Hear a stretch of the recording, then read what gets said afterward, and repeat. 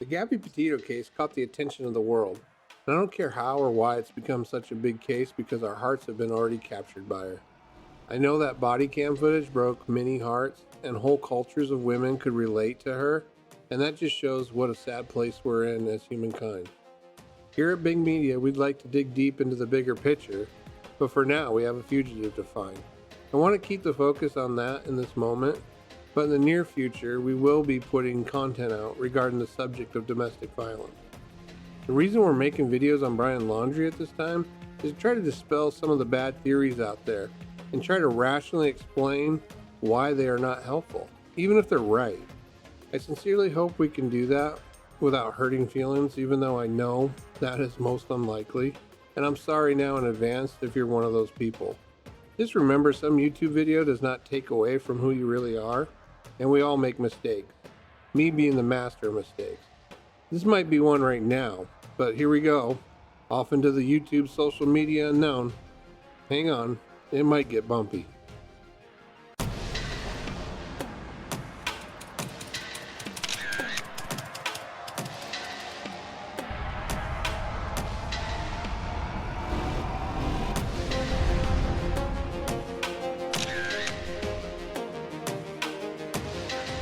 Where is Gabby? What happened to Gabby?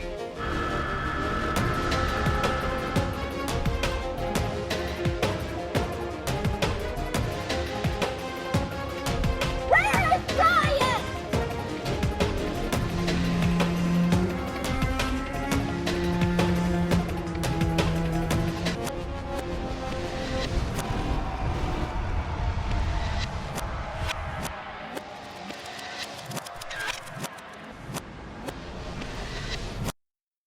Is the hunt for Brian Laundrie about to reach a grisly and maybe ultimately unsatisfying conclusion? Or are we headed for a reset in the investigation of epic proportions? That's what we're all waiting to hear tonight. Because earlier today, investigators called in a cadaver dog to help search for Brian Laundrie in the Carlton Nature Reserve. And there's a big difference between a tracking dog and a cadaver dog. A cadaver dog is especially trained to detect the scent of human death. And we're learning it is not the first time that Canine Diesel has had a visit to that swamp looking for Laundrie's remains. He didn't have the balls to tell his parents the truth. And maybe he took off on Monday, said, I'm going for a hike at the Carlton. But he drove to the Mayaca and he went out in the woods and he killed himself. That is, to me, the most plausible explanation in my mind right now. Because I think we've been overthinking it, and I think we've gotten caught up in lots of conspiracies and going down that road. Florida cattle rancher Alan McEwen said Sunday that there is no surviving in the reserve. So we're going to see him talk now on the video. Alan McEwen, which is home to alligators, panthers, black bears, wild boar, and poisonous snakes. Water. There's no surviving out here. I don't know how to say. Wow. I ride ranches. I'm out on horses all day with the dogs when we're working cattle. We've got water to us in our saddle bags and all, but we're out here, out there riding for 12, 13 hours a day, starting at daylight. By the time we get in at night, I don't see anybody can make it out here for 10 days, 5 days. There's no water supply. There's no fresh springs. There's no stores available, unless you go 12 miles either direction. There's how would he no survive? possible way. No possible way. Mosquitoes would carry you off in the first night. I really hope that they find him alive. I believe that is one of the paths to, obviously, justice for Gabby. We have to find him alive. If he was really missing, they don't look like they're grieving or worried at this point, so that is interesting to think about, because it's like, I'm pretty sure he's alive out there somewhere. And then we have the theory of people saying, the gators have eaten him or something like that. Again, gators out here are more afraid of you than you are of them. You walk up on a gator 90% of the time, boom, they tell it go the other way. Anything dead you find in the woods, you're going to look up, you're going to see buzzards flying like crazy. I've been on a horse, I've been in a car and have seen buzzards down the road, 50 to 100 of them, pull up on them, and it's nothing but a squirrel. Wow. So, you know, you have a dead body out here, yeah, that is decomposing everything, and rigor mortis set in, you are going to see buzzards on them. In my mind, I would have been talking to everybody trying to find my children. Yeah. There's no way I couldn't imagine losing a child. I couldn't imagine having a child missing like this. I would go nuts. I wouldn't be out mowing my yard, I can promise you that. That's the last place you'd see me. I'd be out there right now looking for him, if that's where I thought he was. I mean, he makes a very good point. The Laundries do not look nervous at all. And I think that is probably a telling sign that he's alive. You see what we mean? There are plenty of intelligent people that think Brian Laundrie is dead, and with good reason. They might even be right. But here lies the problem with this theory. Ask yourself, what good can come out of promoting this theory? Only thing I can think of is peace of mind, not wondering where he is or if he will be found, because really no more justice can be served if he's found dead. There will be some closure for the family when he is found, if he is found, but that is it. Now ask yourself, what kind of harm can come out of promoting, sharing, and getting others to believe your he is dead theory? Well, here's my top list, and there are probably a whole host of other ones I haven't even thought of. People become complacent in looking for him and reporting sightings and tips. Believe it or not, law enforcement and FBI do not solve these cases most of the time without leads and witnesses. And that is how they get their guy, 90% of the time, I would say, or roughly, a very high percentage. That, and along with evidence left behind, I mean, they do canvassing and sometimes get lucky hit on a random stop and identify, but those are far and few between when compared to the latter. It's generally the public, family, or friends that turn over a fugitive to law enforcement. And for those of you that think it's up to law enforcement to find Brian Laundrie, just remember, once the leads stop coming in and they've all been explored, the case goes cold. Resources get shifted around to other cases, and now you have even less law enforcement working on the case. The media stops covering the case in a full media cycle and no longer keeping it fresh in the hearts and minds of the masses. If the public believes he's dead, more than likely the media will follow suit. Media will just report big breakthroughs in the case, and those will come in slower and farther and fewer in between, if at all, without the public participating. There are many news stories that have been aired just because it's in the hearts and the minds of the people, and those stories would not have aired if it wasn't in public interest. Those stories air and create more interest and awareness, and that fuels justice for Gabby's family, hence why the family did the media blitz. That had to take some serious courage for them all to put themselves out there like that, in full unity, setting aside personal grievances, and while mourning the loss of their beloved. Let's look at it from the true crime diggers or Websleuths point of view, getting excited over new leads, things they find that might lead to a cookie crumb trail to his whereabouts, just to be shot down by family and friends that say, he's dead, why waste your time? Even with the majority of those leads not leading to anything of relevance in the case or finding Brian Laundrie, they still provide a lot of content for social media. And by doing so, they still keep it fresh in the minds of a lot of people. For those of you that are content creators and believe he's dead, let me give you an ulterior motive not to promote the he is dead theory. If your viewers start to believe your theory he is dead, more than likely they won't have a vested interest in watching your coverage of the case. Less views, so you might as well keep it to yourself. Keep creating content to keep people engaged and interested in the case. Because if you're wrong, that's how many other people that could have been trying to find Brian and bring that awareness to the public. If you feel he's dead and don't want to cover the case because of the fact, then just move on gracefully to another case without promoting the he's dead theory. Let's try to have a deeper understanding of the role of public, law enforcement, and fugitives. Starting with fugitives, let me introduce you to Seth and how he can relate to Brian Laundrie. Seth spent 2 years on the run after faking his own death rather than face the consequences of going to prison for 20 years plus and having to rat out his friends for drug dealing. He was on the U.S. Marshals top 15 most wanted list. But yeah, I can definitely identify, with him. I think when I was a fugitive, the first couple months were the hardest, those first couple weeks into 2-3 months. That's when you don't really know, you don't really know what's going on. There's a lot of paranoia. You kind of think the cops are around every corner. You kind of think, the cops know everything, at first. It takes a while to kind of, ease into that lifestyle. So I believe right now he's very paranoid and really looking over his shoulder. No, you do let your guard down. It took me about 5 or 6 months, because after 5 or 6 months, if you last that long, you kind of realize maybe law enforcement is not going to find me, if I don't slip up, if I don't, give them a break, because a lot of the times that's what they're kind of looking for. They're looking for that break. They're looking for that one slip up. And then once they find it, they're going to pounce on you. Yeah, they actually, the U.S. Marshals visited my mom once a month, at her home. And they would actually come and knock on the door, and say, hey, do you know where your son is? Has he contacted you? And my mom would tell them straight up. She would say, I don't know where my son is. But if I did know where my son is, I wouldn't tell you.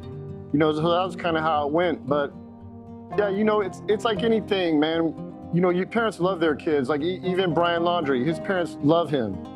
So I believe, they're going to help him and they're going to do whatever they can to help him stay free. Now let's think, if you're a fugitive on the run, what are some of the things you're hoping that might happen? I would say obtain a false identity and make the general public believe you're dead so they stop looking for you, and then you can try to start your life over. Seth tried something of that effect, but he didn't quite get the result he was looking for. Oh yeah, my big mistake was I staged my suicide on the wrong side of the dam.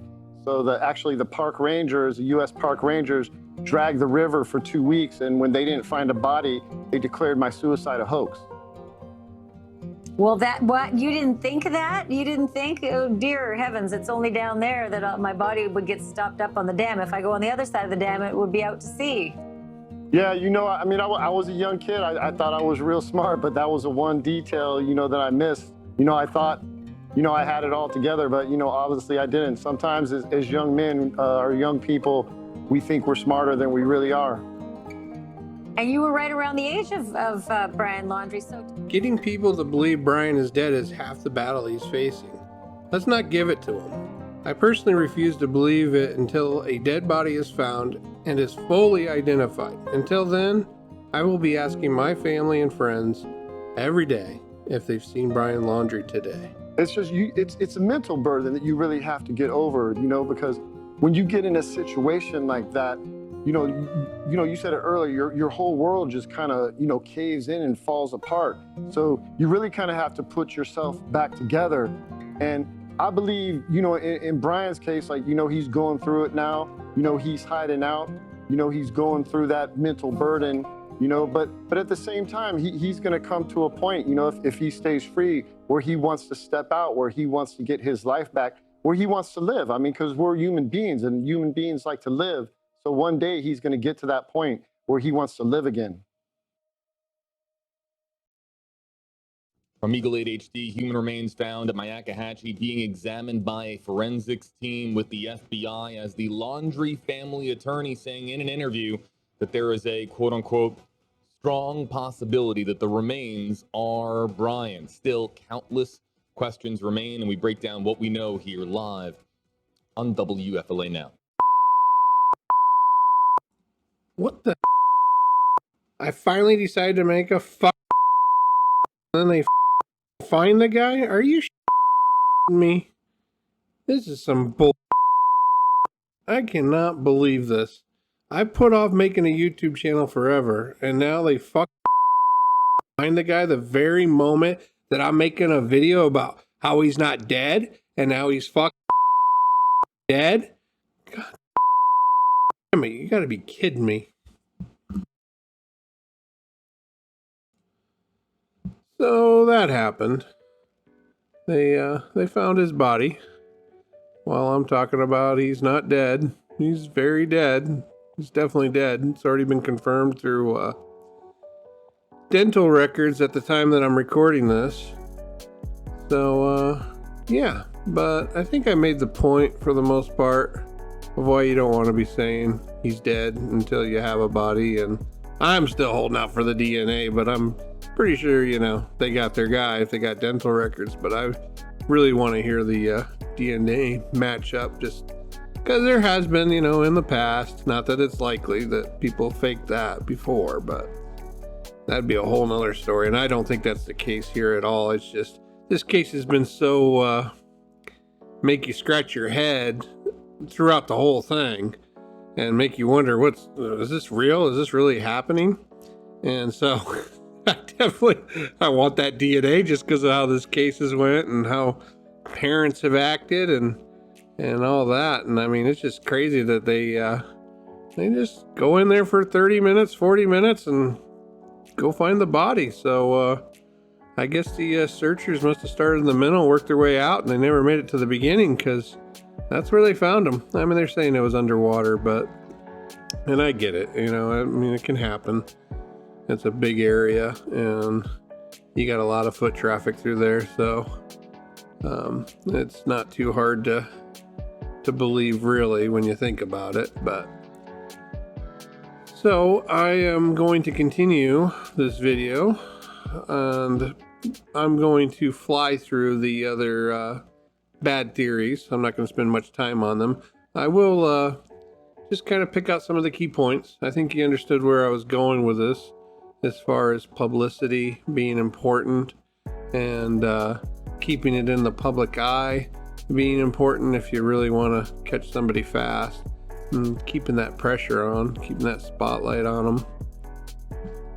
With that being said, let's just go straight into bad theory number 2, since it's right along those lines. Dog the Bounty Hunter and John Walsh are just doing it for the publicity. There's no other suspect, Trace. There is no person of interest. That's old semantics. He's the suspect. Release that warrant and let everybody hunt this coward down. But yeah, I gotta admit, when I waited up and tried like 25 ways to figure out how to see the John Walsh's new show, and finally figured out how I could watch it, and then I sat through the whole thing, and on my particular stream that I watched it on, I didn't even get the little 5-second clip that they put up. I was pretty frustrated that he talked all that he was going to have this profiling and this whole big special, and he didn't. And so I gotta admit, I was disappointed. But that being said, John Walsh did bring a lot of attention and he brought a lot of publicity. And you could say it's for his own self-serving show, but that's okay, because that's exactly what we want anyways. We want to keep that spotlight out there. John Walsh is going to reach people that we can't reach and that you and I won't reach. So any attention onto the case is good attention. It's that old saying, there's no such thing as bad publicity, especially in a missing persons case. And I don't really know Dog that well, but I do know that he gets leads that nobody else would get, people that are fans and whatnot. But overall, even if he doesn't find them, he brings a ton of publicity with him. And so once again, it goes back to that whole, we're getting a ton of publicity. We are getting exposure that we wouldn't normally get. And it also puts pressure on the fugitive himself. Is that he's still here in the backyard somewhere, and that he's being assisted by either people who aren't aware of who he is or are in some way sympathizing with him. Interesting you say backyard. There's a conspiracy theory that he's literally in the backyard under a planter, but I know you're referencing backyard in the United States. Brian Laundrie is in his parents' backyard in a bunker. Underground bunker. It would have been crazy if that shit was true. I mean, I would have been dying if that was true. Florida man hides in bunker. I mean, that would have been the headlines. That would have been awesome. But, yeah, as we found out, it wasn't true. That being said, it's not like incredibly dangerous theory. It could be, though. And the reason I bring it up is if that's your theory, I would say present whatever evidence you have. Report it to the FBI or the police department, and then leave it alone. Because it's not something that you want to keep pushing out there. As we've seen in other cases and other situations with extremes, it could cause a bunch of wackos to show up at the parents' house and be looking for this underground bunker, and somebody could definitely get hurt over it. So it's one of those things, report it and then move on. Theory number 4. The Brian Laundrie Gabby Petito case is a false flag. Now this one's a little bit difficult to cover, and I gotta be careful what I say. But the reason it's a bad theory is not because it's not true. I don't know if it is or isn't. I'm not saying it's true. But where it comes in to be a bad theory is, if it is, then your problem is not solving this case or finding Brian Laundrie. Obviously you have a bigger fish to fry than Brian Laundrie, so I would gather whatever evidence you have for your case and quietly build it, but honestly it's not going to make any difference, because there's much bigger things that have happened, like the Gulf of Tonkin and many other false flag issues that were much bigger events that affected way more people. And if we can solve the false flag problem through those bigger events, these true crime cases, which could be a distraction, and it could be a tactic that's used to keep the masses distracted. But you're not really going to get any closure if that's your theory. So if that's the case, I would just quietly move along and start working on what I might want to do. If that's, where your heart is and where your priorities are, is trying to, somehow bring a change to false flag events, then I would keep my focus there. That being said, I wouldn't want to spread it into the masses that it is, or try to prove it that it is, because if I'm wrong in that statement, which there's a very good chance you are going to be wrong, I could possibly let a murderer get away, and I wouldn't want to be responsible for that. And I wouldn't want to have other people that could come across this murder and become victims because I told so many people that this was this particular event, and now they're not looking for this potential murderer, and he's on the loose. So I would say, if you think it's that, there's nothing wrong with your theory, and I respect you for your theory. I don't necessarily agree with you, but show some class, move out of the scene, so that way, if you are wrong, we can catch a murderer and, not affect a bunch of people to stop looking because they're believing it. And it's not too hard to be convincing in that. I mean, pretty much everything you look at, you can kind of convince it to being through symbolism and things like that, because that symbolism's been around forever. So it's not too hard to try to, there's just too many coincidences. Well, there's been a lot of coincidences, and sometimes you think one thing's one way and sometimes it's another. And even though, boy, I thought Brian Laundrie was alive and running, but apparently he's just dead. So there's a good example for you. Final bad theory for this video: victim bashing. It's Gabby's fault. Is that a creator who has a long history of tearing apart murder victims and their families and many times, more often than not, blaming the murdered person for bringing about their own death. I don't know if that channel is still there. I don't know, and I don't know what she's doing with that. But I can tell you that there's a Facebook post where she is blaming the Petitos and the Schmidts, and she is saying that, in a sense, they're to blame.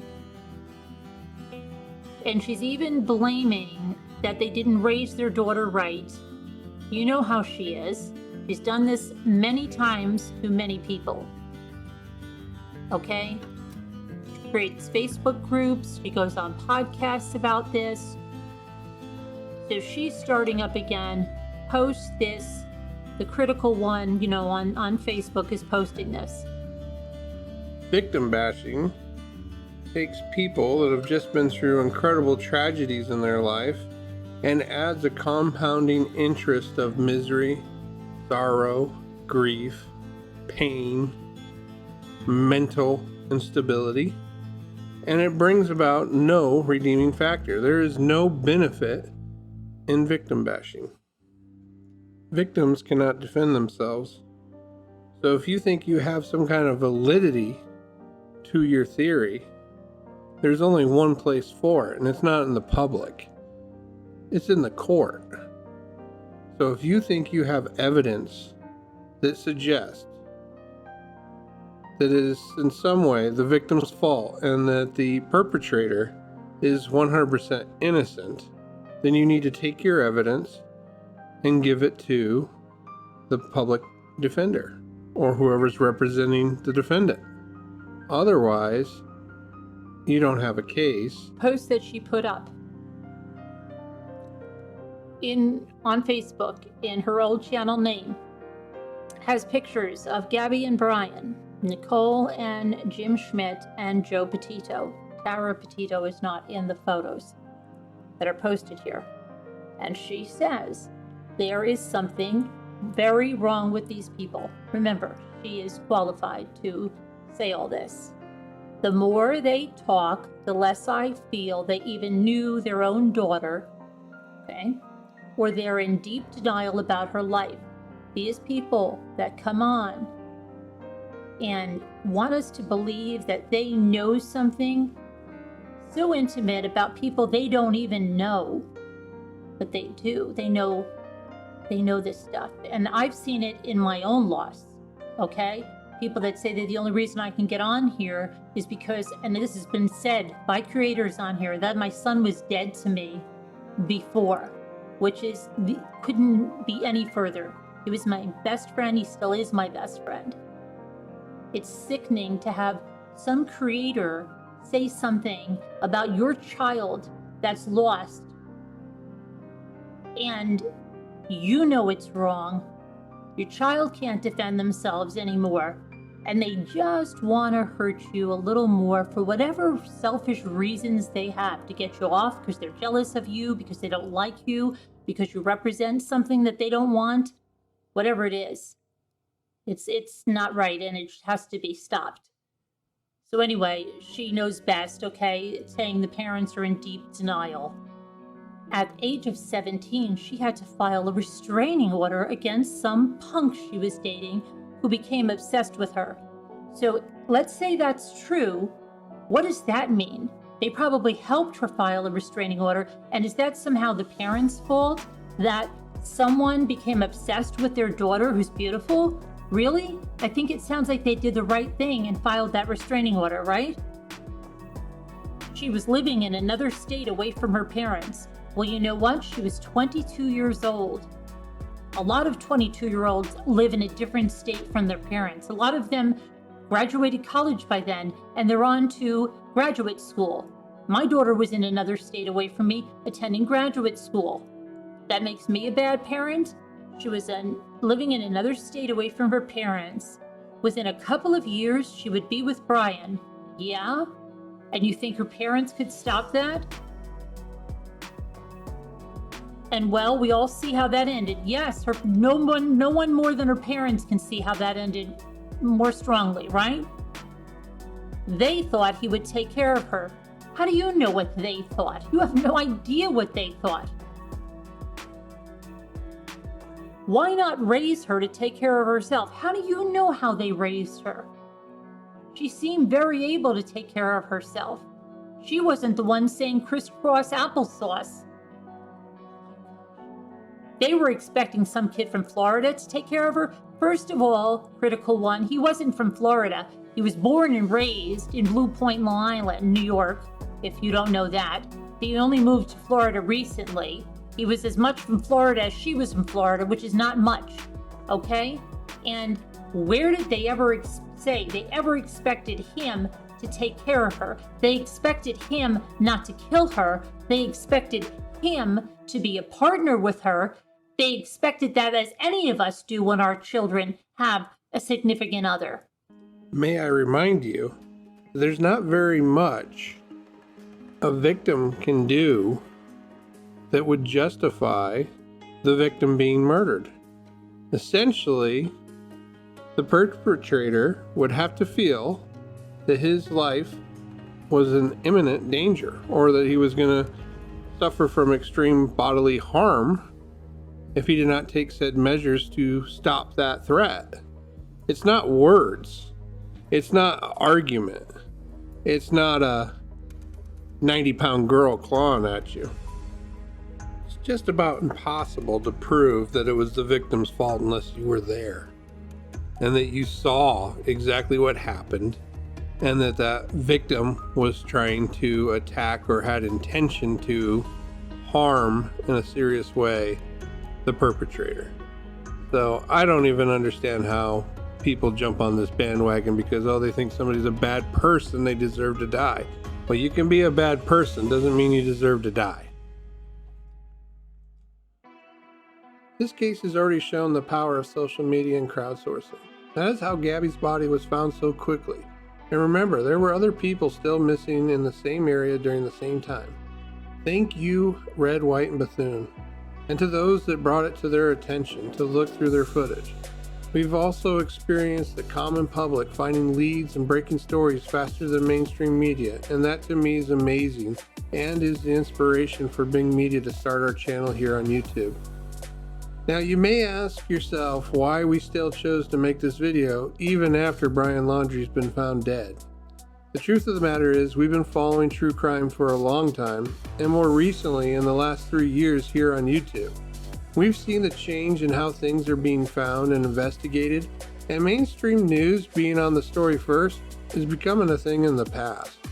Social media and crowdsourcing are beating traditional sources to the information, which is amazing and powerful, but it also comes with more responsibility for the public.